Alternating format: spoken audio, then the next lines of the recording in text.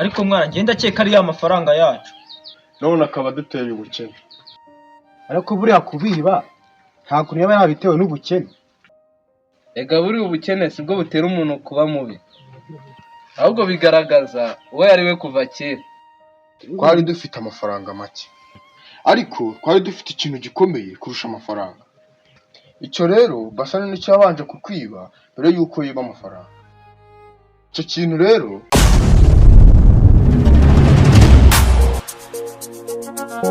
turakomeza muri episode ya kabiri. Oya Basane ntiyakoresheje amafaranga yose, hari ibanga rikomeye cyane yari amaze igihe ahishe inshuti ze.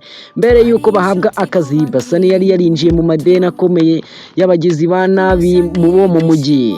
Yari yarabijeje ko azabishyura amafaranga menshi mu minsi mike, bamubwira ko natabishyura bazamugirira nabi. Igihe babonaga akazi, Basane yabonye ayo mafaranga nk'inzira yo kumukiza ikibazo cye, ariko ntiyabwiye inshuti ze kuko yari azi ko zitari kwemera ko amafaranga yose ajya mu kibazo cye. Nyuma yo gutwara amafaranga, Basane yagiye kwishyura igice cy'ideni, ariko amafaranga ntiyari ahagije. Abamwishyuza baramubwiye bati aya mafaranga ni make cyane, ibisigaye uzabizane cyangwa uzishyure mu bundi buryo. Basane ahita amenya ko ikibazo cye kitarangiye. Irindi banga rikomeye, mu by'ukuri Basane si we wari warateguye umugambi wenyine. Hari umuntu wari waramaze igihe amukurikirana kandi azi ko bagiye kubona amafaranga.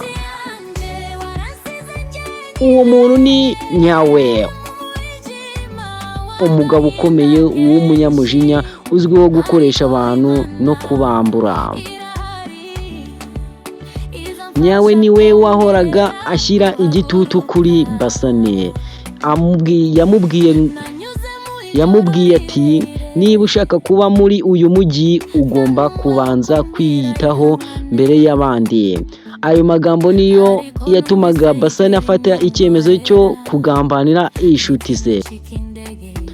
Icyo Basane atazi, mu gihe yibwiraga ko yabacitse, hari umuntu wamubonye nijoro atwaye cya gikapu cy'amafaranga. Uwo muntu ni umurinzi wo mu gace babagamo.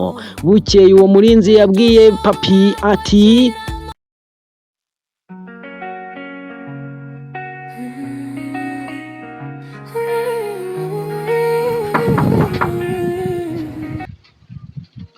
ngo nindi makomanga. Salama Dedo. Salama ziki. Ariko sha kumura mwigira nko nta kibazo mufite. Nawe ikibazo twagize se wakimenye? Yego nakimenye. Nawe inshuti yanyu ijoro ryose irukankana igikapu. Ubwo rero nta gushidikanya niwe wayatwaye. Umusenzi sha. Naramwizeye kurusha uko niyizera njyewe ubwanjye. Uyu munsi ngiye kumuhiga aho yishe hose. Ikintu kibaza kurusha byose si amafaranga, nuko Basane mwe mwaramwizeye akabahemukira. Mwarasangiye inzara, ubukene, imibabaro imyaka myinshi. Ore ibyo nanjye ibyo byambabaje kurusha ibindi byose. Numva ndamukarabye neza ndamuzimutse. Komera cyane. Komere. Ninde watugendere? Uyu nguyu rero ni watuzaniye inkuru ishyushye. Inkuru ki?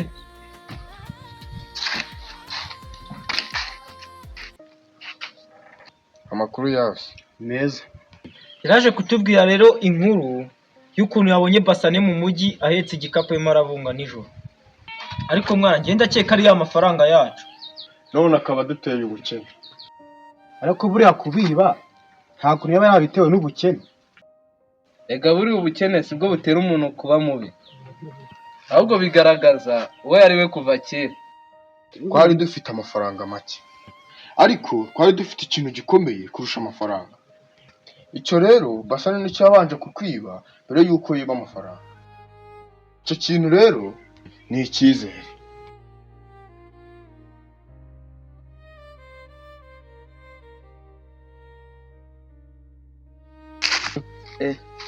ndakeka ko hano ariho hihishe. Tega ndebe y'amafaranga yose nabikuje.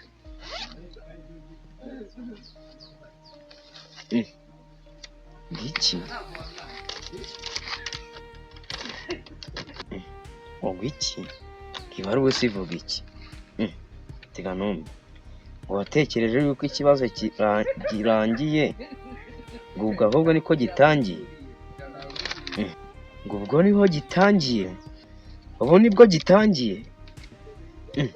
Ubu se iyi baruwa ninde yashyize mwana? Ariko hari umuntu yabanje kongeraho mbere. Ubwo nibwo gitangiye?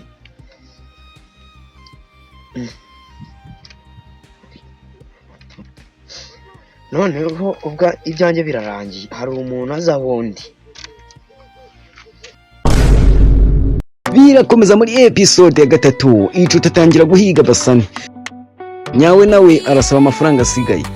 Basane amenya ko nawe ari kugambanirwa. Inshuti zaho n'abavandimwe zihinduka abanzi. Ciao ciao.